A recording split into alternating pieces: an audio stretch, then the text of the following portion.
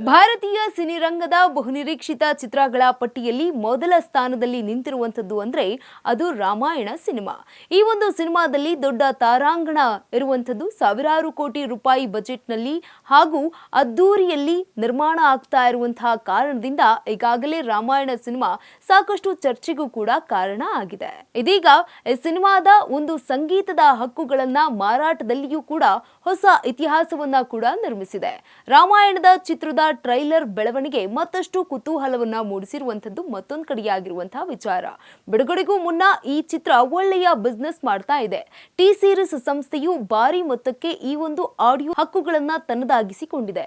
ಸುಮಾರು 4,000 ಕೋಟಿ ರೂಪಾಯಿ ಬಜೆಟ್ನಲ್ಲಿ ರಾಮಾಯಣ ಸಿನಿಮಾ ನಿರ್ಮಾಣ ಆಗ್ತಾ ಇದೆ. ರಣಬೀರ್ ಕಪೂರ್, ಯಶ್ ಹಾಗೂ ಸಾಯಿ ಪಲ್ಲವಿ ನಟನೆಯ ರಾಮಾಯಣ ಚಿತ್ರದ ಮ್ಯೂಸಿಕ್ ರೈಟ್ಸ್ ಬರೋಬ್ಬರಿ 75 ಕೋಟಿ ರೂಪಾಯಿಗೆ ಮಾರಾಟ ಮಾಡಲಾಗಿದೆ ಅಂತ ವರದಿಯಾಗಿದೆ. ಸಿನಿಮಾ ವಲಯದಲ್ಲಿ ಈ ಸುದ್ದಿ ದೊಡ್ಡ ಸಂಚಲನ ಮೂಡಿಸಿರುವುದಂತೂ ಸುಳ್ಳಲ್ಲ.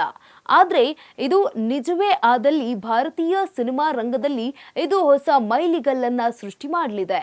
ಇನ್ನು ಇಲ್ಲಿಯವರೆಗೆ ಅತಿ ಹೆಚ್ಚು ಮೊತ್ತಕ್ಕೆ ಆಡಿಯೋ ಹಕ್ಕು ಮಾರಾಟವಾದ ದಾಖಲೆ ಅಲ್ಲು ಅರ್ಜುನ್ ಅವರ ನಟನೆಯ ಪುಷ್ಪ 2 ಹೆಸರಿನಲ್ಲಿತ್ತು. ಪುಷ್ಪ 2 ಚಿತ್ರದ ಮ್ಯೂಸಿಕ್ ರೈಟ್ಸ್ ಸುಮಾರು 65 ಕೋಟಿ ರೂಪಾಯಿಗೆ ಸೇಲ್ ಆಗಿತ್ತು.